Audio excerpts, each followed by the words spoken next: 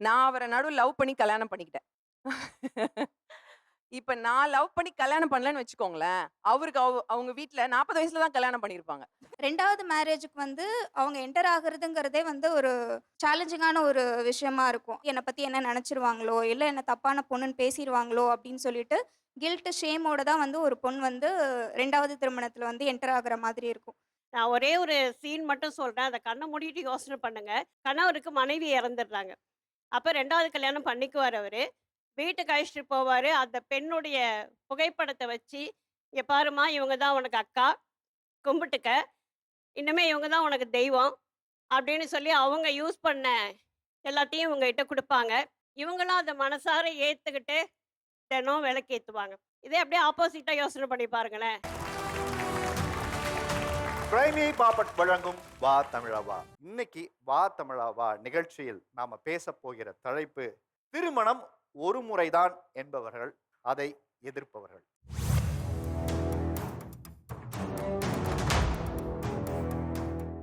முதல் திருமணத்திற்கு வரன் தேடுவது, இரண்டாவது திருமணத்துக்கு வரன் தேடுவதில் உள்ள சிக்கல்கள், பிரச்சனைகள் என்னென்ன? முதல் திருமணத்துல வந்து எல்லாருமே சப்போர்ட் பண்ணுவாங்க. ஹேப்பியா அத பண்ணி வைக்கணும்னு நினைப்பாங்க. ஆனா 2வது திருமணம்னு வரும்போது, இவங்களுக்கு இது எதுக்கு? இது ஏன் இவங்க பண்ணணும்? அப்படின்னு நெறைய பின்னாடி பேசுவாங்க. அந்த பயத்தினாலேயே நெறைய பேர் அதுக்காக போகவே யோசிச்சுட்டே இருப்பாங்க. முதல் திருமணத்துக்கு பார்த்தீங்கன்னா, நமக்கு நெறைய சாய்ஸ் இருக்கும். 20 வயசுல ஒரு பையனுக்கு பொண்ணு பார்க்க ஆரம்பிச்சாங்கன்னா, அந்த பையனுக்கு 30 வயசுல தான் கல்யாணம் ஆகும். இது வேணாம், அது வேணாம், இது அது நல்லா இல்ல, இது நொல்ல, அது நொட்டன்னு 1000 பிரச்சனை இருக்கும். ஆனா 2வது திருமணத்துக்கு பார்த்தீங்கன்னா, சாய்ஸ் ரொம்ப கம்மி. அந்த 10க்குள்ள ஒண்ண சூஸ் பண்றது ரொம்ப ஈஸி. இப்ப நானே என் ஹஸ்பண்ட் அங்க உட்கார்ந்திருக்காரு சார். நான் அவர நடுவுல லவ் பண்ணி கல்யாணம் பண்ணிக்கிட்டேன். இப்ப நான் லவ் பண்ணி கல்யாணம் பண்ணலன்னு வச்சுக்கோங்களேன், அவருக்கு அவங்க வீட்ல 40 வயசுல தான் கல்யாணம் பண்ணியிருப்பாங்க. ஏன்னா, இவ்ளோ பவுன் போடணும் ஃபர்ஸ்ட் ஆப்ஷன் வந்துரும். அதுக்கப்புறம் பொண்ணு அழகா இருக்கணும், ஒல்லியா இருக்கணும், இந்த வேல பார்க்கணும், அது நெறைய ஆப்ஷன்ஸ் இருக்கும் நமக்கு. ஸோ அப்படியே மாறி, மாறி, மாறி தள்ளி போய்க்கிட்டே இருக்கும். இப்போ முதல் திருமணத்துக்கு நம்ம ஒரு தயாராகும்போது, நமக்கு ஒரு மாப்பிள்ளையோ பொண்ணோ பார்க்கும்போது, இவ்வளோ சம்பளம் வாங்கணும், இவ்வளோ படிச்சிருக்கணும், இந்த குடும்பம் இப்படிப்பட்டதா இருக்கணும், என் பொண்ணு அந்த ஊர்ல போய் வேலை பார்க்கணும், மாப்பிள்ளைகிட்ட இவ்வளோ எதிர்பார்ப்புகள் ஒண்ணு இருக்கும் இல்லையா? அதே 2வது திருமணம் வரும்போது என்ன மாறுது? உங்க எதிர்பார்ப்புகள்ல என்ன மாற்றம் வருது? முதல் திருமணத்துல நம்ம என்ன பார்க்குறோம்? ஒரு சம்பளம் 50,000 இருக்கும். ஆனா, அதுல ஒரு 40,000 வாங்குவோம். 10,000 தான் கம்மி. ஐய்யய்யோ! 50,000த்துக்கு கம்மி வேணவே வேணான்னுவாங்க. அதுக்கப்புறம் சொந்த வீடு இருக்கா? Job idea? என்னென்ன இருக்கும் தெரியுங்களா அதுல? நாத்தனார் கூட ஒரே பையனா இருக்கணும். அப்படி இருக்கும். ஆனா, செகண்ட் மேரேஜ்ல காசு நம்ம கிட்ட இருந்தா பார்த்துக்கலாம். அவங்க கிட்ட இருந்தா என்ன? நம்ம கிட்ட இருந்தா என்ன? அப்படி யோசிப்போம். கல்யாணம் நடந்தா போதும். ஆமா. நீங்க 2வது திருமணத்த பத்தி இவ்வளோ புரிதலோட நீங்க பேசுறீங்க. உங்க குடும்பத்துல அப்படி ஆமா நடந்திருக்கா? சார். எங்க தம்பி இறந்துட்டான். Love marriage. இப்போ நாங்க என்ன பண்ணோம்னா, அப்பா சொன்னாரு, "உனக்கு யாரைனா பிடிச்சிருந்தா சொல்லுமான்னாரு." அதே மாரி ஒரு 5 வருஷம் கழிச்சு, மாமா எனக்கு இந்த மாரி ஒருத்தர் ஆஃபீஸ்ல புடிச்சிருக்குன்னு, அவருக்கு இதுக்கும் ஃபர்ஸ்ட் மேரேஜ். 2 பேரையும் கூப்பிட்டு கேட்டாரு எங்க அப்பா. "என்னப்பா இந்த பொண்ண நீ கல்யாணம் பண்ணிக்க" ஏன்னா எங்க தம்பிக்கு ஒரு குழந்தை 2 வருஷத்துலயே ஒரு குழந்தை. அவன் ஒரு 4, 5 வயசுல இருந்தான். "நான் புடிச்சிருக்கு. நான் ஏத்துக்கிறேன்." அப்படி சொல்றான். அந்த ஏத்துக்கிறேன்னு கூட இல்ல. "ரொம்ப பிடிச்சிருக்கு." அப்படி சொன்னான். 2 பேரையும் கல்யாணம் பண்ணி வச்சாரு எங்க அப்பா. இப்ப எங்க எங்க இதுக்கு அடுத்த தெருவுல தான் இருக்காங்க. பட் உங்களுடைய மனசு எப்படி இருந்தது? தம்பி இடத்துல இன்னொருத்தர வச்சு மறு திருமணம் செஞ்சு இல்ல வைக்கும்போது சார். உங்களுடைய மனநிலை எப்படி அவள இருந்தது? நான் தங்கையா பார்க்குறேன் சார். நான் எப்படி யோசிப்பேன்னா, அந்த இடத்துல நம்ம ஒரு பொண்ணு சார். அவளுக்கே ஒரு 20 வயசு தான். 20, 21 வயசு. அவ இன்னும் எவ்ளோ வாழ வேண்டிய வயசு இருக்கு. தம்பி இறந்துட்டா. சடனா இப்ப அவ ஒண்ணும் பண்ணலையே. இன்னைக்கு ஒரு பொண்ணு இருக்கு. எங்க தம்பி பையனையும் அவன் நல்லா பார்த்துக்கிறான். ரொம்ப ஒற்றுமையா இருக்காங்க. அத பார்க்கும்போது உண்மையா கேட்டீங்கன்னா, ரொம்ப சந்தோஷமா இருக்கு.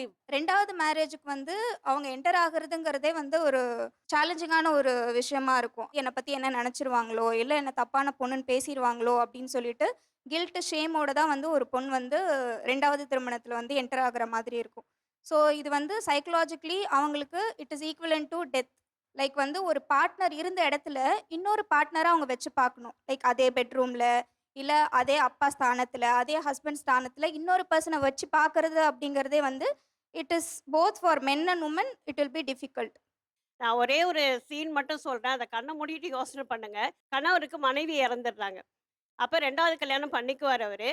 வீட்டுக்கு அழைச்சிட்டு போவாரு. அந்த பெண்ணுடைய புகைப்படத்த வச்சு, "இங்க பாரும்மா, இவங்க தான் உனக்கு அக்கா. கும்பிட்டுக்க. இனிமே இவங்க தான் உனக்கு தெய்வம்." அப்படின்னு சொல்லி அவங்க யூஸ் பண்ண எல்லாத்தையும் இவங்ககிட்ட குடுப்பாங்க. இவங்களும் அத மனசார ஏத்துக்கிட்டு, தினம் விளக்கேத்துவாங்க. இதே அப்படியே ஆப்போசிட்டா யோசனை பண்ணி பாருங்களேன். கணவர் இறந்துடுறாரு. மனைவி அவங்கள வீட்டுக்கு கூட்டிட்டு வந்து அதே மாதிரி ஒரு புகைப்படத்தை காட்டி, இவங்க தான் உங்க அண்ணன். இவங்க கிட்ட நீங்க வந்து இவங்கள கும்பிட்டுக்கோங்க. அவர் கட்டிட்ட வேட்டி இது. அவர் போட்ட சட்டை இதுன்னு குடுத்துட முடியுமா சார்? அந்த நெனப்ப கூட மனசுல வச்சுக்க முடியாது சார். எதுல சிக்கல் இருக்கு? முதல் திருமணத்துக்கு வரன் தேடுவதா, இரண்டாவது திருமணத்துக்கு வரன் தேடுவதா? சார் என்ன பொறுத்தவரைக்கும் 2வது திருமணம் தான் சிக்கல் அதிகம். ஏன்னா செகண்ட் மேரேஜ்னு சொல்லும்போதே அவங்க ஒரு தப்பான பாயிண்ட் கொண்டு வந்துடுறாங்க. மாப்பிள்ளைக்கு என்ன ப்ராப்ளமோ இவளை விட்டுட்டு போயிட்டா. போற விஷயம் அவங்களால தான் இருக்கும். ஆனா மென்ஷன் பண்றது லேடிஸ். உங்களுக்கு கல்யாணம் ஆயிடுச்சா? மேரேஜ் ஆயிடுச்சு. செகண்ட் மேரேஜ் தான் பண்ணியிருக்கிறேன் சார். அந்த டைம்ல என்ன மாதிரியான சிக்கல்களை எதிர்கொண்டீங்க? அம்மா சின்ன வயசுல இறந்துட்டாங்க. அப்பா இடையில தான் இறந்தாங்க. ஒரு அக்கா சிஸ்டர் மட்டும் எனக்கு உண்டு. நான் கோயம்புத்தூர் தென்னம்பாளையில மில்லில் ஒர்க் பண்ணேன். அங்கதான் ஒருத்தவங்க எனக்கு யாரும் இல்லைன்னு சொல்லிட்டு மேரேஜ் பண்ணி நல்லா பார்த்துக்கிறேன்னு கூட்டிட்டு வந்தாங்க. கொடுமை வந்து இந்த உலகத்துல எந்த ஒரு பெண்ணும் வந்திருக்க மாட்டா. அந்த மாதிரி ஒரு கொடுமையில நான் வெளியே வந்தேன் சார். எவ்வளவு வருஷம் இருந்தது அந்த முதல் திருமணம் காலகட்டம்? 5 இயர்ஸ் இருக்கு சார் அவங்க 5 கூட years. வளர்ந்து. 2 பிள்ளைங்க இருக்கிறாங்க. சின்னவனுக்கு 8 மாச குழந்தை. பாப்பா 2ஆம் கிளாஸ் தான் படிச்சா சார். அப்போ சூடு வைக்க ஆரம்பிப்பாங்க. நான் ஃபேன்ல தொங்கணும். தொங்கலைன்னா அடிப்பாருன்னு பயந்துக்கிட்டே தொங்குவேன். பக்கத்துல அந்த ஊர் ஓனர், அந்த என்னோட ஹவுஸ் ஓனரும் அந்த ஊர் தலைவர் பேர் மதன். அவங்களும் என்ன காப்பாத்திருக்கிறாங்க. ஏன் அப்படி? என்ன புரியல எனக்கு. ஏன்னா சார் தூக்கு எனக்கு போட வெளி சொல்லி உலகம் தெரியாது. மக்கள் என்ன சொன்னாங்க, ஃபர்ஸ்ட் மேரேஜ் மாப்பிள்ளை என்ன சொன்னாலும் கேட்டு தான் நடக்கணும். இவன் என்ன சொல்றானோ அவன் சானாலும் சாகணும்னு சொல்லி எங்க மாமியார் கூட எனக்கு சொல்லி வந்து வளர்த்தாங்க. அது ஒரு டைம் வீடு அடிச்சிட்டாங்க. பெட்ரோல் வாங்கிட்டு வந்து வீடெல்லாம் ஊத்தி கேஸை வச்சு பத்த வச்சுட்டாங்க. வீடு வெடிச்சிருச்சு. வெடிச்சு அவங்க போயிட்டாங்க. கிளம்பி ஊருக்கு போயிட்டாங்க. நடு ரோட்ல ஒரு வாரம் பிச்சை எடுத்திருக்கிறேன் சார். ஒரு ஆள் எனக்குன்னு வந்து நான் நிற்கிறேன் எடுக்கிறேன் அப்படின்னு சொல்லிட்டு ஒருத்தங்க வரல. என் கூட ஒருத்தங்க நின்று செருப்பு விற்று என்னை காப்பாற்றினாங்க சார். பக்கத்தில் ஒரு வீடு எடுத்து தந்தாங்க. அதை வச்சு பியூட்டிஷன் படித்தேன். இன்னைக்கு நல்லா இருக்கிறேன் சார். இதை விட பெரிய விஷயம்னா என் பொண்ணுகிட்ட தப்பாக நடக்க வந்துட்டாங்க சார். என் ஃபஸ்ட்டு ஹஸ்பண்ட் 2ஆம் கிளாஸ் தான் சார் படித்தேன். அப்போ நான் எப்படி சார் அவங்ககிட்ட ஃபஸ்ட்டு மேரேஜில் கூட இருக்க முடியுமா சார்? அந்த டார்ச்சர் எல்லாம் தாண்டி தாண்டி லாஸ்ட் இவங்க என்னோட லைஃப்பில் வந்து சும்மா புரட்டா இல்லை, என் கூட கூட இல்லை, எனக்கு சின்ன சப்போர்ட்டாக இருந்தாங்க. சப்போர்ட்டாக இருக்கும்போது என் பாப்பா சொன்னா சார், எனக்கு அப்பாவா இவங்க வேணுமா, இவங்கள ஏற்றுக்குவோம் அப்படின்னு சொல்லிட்டு ஏற்றுக்கிட்டேன் சார். அவருக்கு இது முதல் திருமணமா அவருக்கு? ஆமாம் சார், முதல் திருமணம் சார். இவங்க சொன்ன மாதிரி இப்போ ஃபஸ்ட்டு திருமணத்தில் நான் இருந்தேன்னா என்னோட பொண்ணு என்னாலும் என்னவா சார், பெத்த பொண்ணுகிட்ட வர்றாங்க, அவங்க கிட்ட நான் வாழணும்னு நினைக்கிறீங்களா சார்? இப்போ உங்களுக்கான கேள்வி என்ன அப்படின்னா, இரண்டாவது திருமணத்தை ஏன் எதிர்க்கிறீங்க, ஏன் வேணாம்னு நினைக்கிறீங்க? சொல்லுங்க. செகண்ட் லைஃப்க்கு போகும்போது ஃபர்ஸ்ட் லைஃபே சொல்லி சொல்லி குத்தி குத்தி காட்டுவாங்க சார். அதுக்கு ஏன் சார் நான் செகண்ட் லைஃப்க்கே போகணும்? ஃபர்ஸ்ட் லைஃபே எவ்வளோ கஷ்டமானாலும் நான் ஃபர்ஸ்ட் லைஃப்லேயே இருந்துட்டு போகலாமே சார். ஒரு பொண்ணா வெளியில போயிட்டு நான் இன்னார் மனைவின்னு பெருமையா சொல்ற மாதிரி 2வது கல்யாணத்துல சொல்ல முடியறது இல்ல. முதல் கல்யாணத்துல சரியில்லையா, ஓகே, இன்னொருத்தவங்களை தேடி போயிடலாம். அந்த அட்ஜஸ்ட்மெண்ட் இல்ல. அந்த காலத்துல வந்து சஷ்டியத்து பூர்த்தின்னு கேள்விப்பட்டிருப்பீங்க. அப்படின்னா ஒண்ணும் கிடையாது. 60ஆம் கல்யாணம்னு சொல்லுவாங்க. நம்ம இன்னாரோட ஒரு கடந்த காலங்கள்ல ஒரு 25 வருஷம் 50 வருஷம் அப்படின்னு அந்த வாழ்க்கையை நடத்தி பேர பிள்ளைங்களோட அந்த சஷ்டியத்து பூர்த்தியை கொண்டாடுவாங்க. இப்பெல்லாம் அந்த மாதிரி எவ்வளவு பேர் 60ஆம் கல்யாணம் 70ஆம் கல்யாணம் பண்ணிக்கிறாங்கன்னு சொல்லுங்க பாப்போம். நிறைய பேர் பாக்குறாங்க. ஒர்க் பண்ற பிளேஸ்ல சுத்தி சூழல்ல எல்லாரும் சரியில்லையா டிவோர்ஸ் பண்ணிட்டு இன்னொரு கல்யாணம் பண்றாங்க.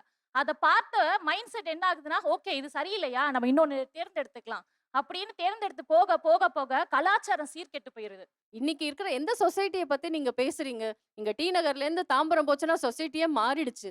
சஷ்டப்த பூர்த்தினா வந்து 60 வயசு வந்து ஒரே வைஃபோட கிடையாது. எங்க வீட்டுல சஷ்டப்த பூர்த்தி, பீமரத சாந்தி, சதாபிஷேகம் எல்லாமே நடந்திருக்கு. அது வந்து ஃபர்ஸ்ட் ஒய்ஃப்காகன்னு கிடையாது. அது ஹஸ்பண்டுக்கு 60 இயர்ஸ் 70 இயர்ஸ் 80 இயர்ஸ் அந்த பர்த்டே செலிப்ரேட் பண்றதுக்கு தான். அதை தவிர அது வந்து வைஃப் கூட வந்து பண்றாங்க அப்படிங்கிறது கிடையாது.